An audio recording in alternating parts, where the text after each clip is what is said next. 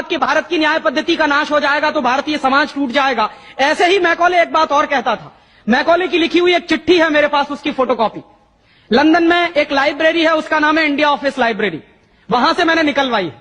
India office library में से ऐसे कुछ 50,000 से ज्यादा डॉक्यूमेंट्स मैं निकाल के लाया और वहां के कई लोगों की मदद से हमने वो निकलवाए हैं। तो उनमें एक चिट्ठी है मैकॉले की, वो उसके अपने पिताजी को उसने लिखी है। जब वो यहां ऑफिसर बन के आया है तो मैकॉले क्या लिख रहा है कि भारतीय समाज को अगर बर्बाद करना है तो भारतीय न्याय पद्धति बर्बाद करो। तो वो करने के लिए उसने आईपीसी बना दिया, सीआरपीसी बना दिया, सीपीसी बना दिया और बर्बाद हुई। दूसरी बात वो कहता था कि भारतीय समाज को बर्बाद करना है तो भारतीय शिक्षण पद्धति का नाश करो।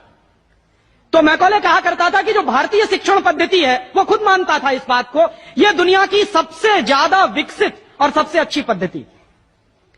क्या होता था, यहां गुरुकुल चलते थे, गुरुकुलों में विद्यार्थी पढ़ते थे और विद्यार्थी 20 साल तक, 25 साल तक ब्रह्मचर्य का पालन करते हुए शिक्षा ग्रहण करते थे, संस्कार मिलते थे और वो संस्कार लेकर समाज में जाते थे। उन्हीं संस्कारों से संस्कृति बनती थी और वही संस्कृति भारतीय संस्कृति कहलाती थी।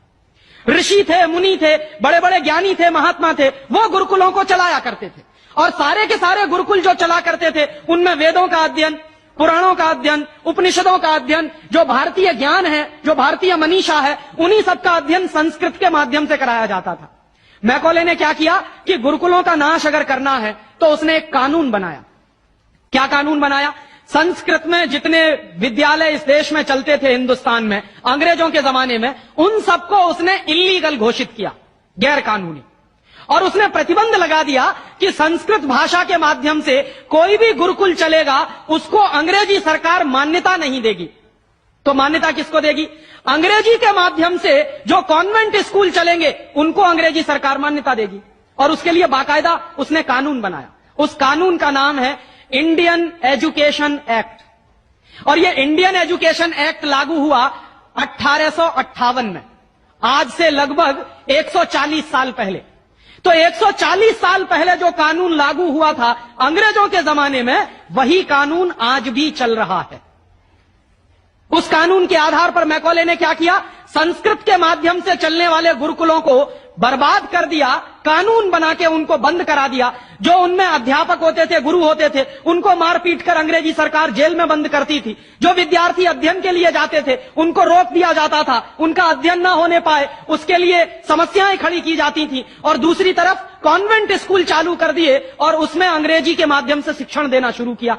एक दिन उसने अपने बाप को चिट्ठी लिखी और इस चिट्ठी में उसने ये लिखा कि मैंने हिंदुस्तान में एक ऐसी शिक्षण पद्धति पैदा कर दी है जिसमें अगर हिंदुस्तानी विद्यार्थी पढ़ेंगे तो पढ़कर निकलने के बाद वो शरीर से हिंदुस्तानी होंगे, दिमाग से सब अंग्रेज हो जाएंगे।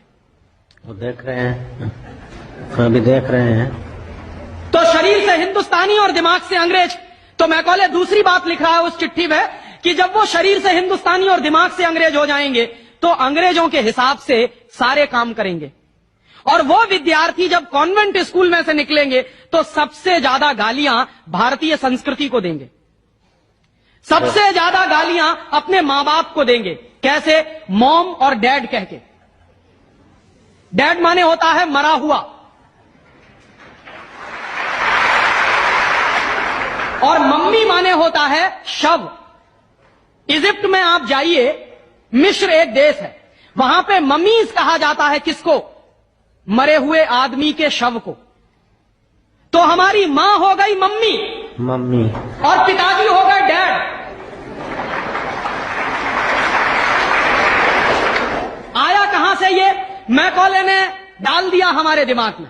और मैं ये कहता हूं कि मैकॉले तो मर गया, उसका बाप भी मर गया, सब मर गए, भगवान उनकी आत्मा को शांति दे, लेकिन उसकी जो आत्मा है वो हम सब में प्रवेश कर गई है।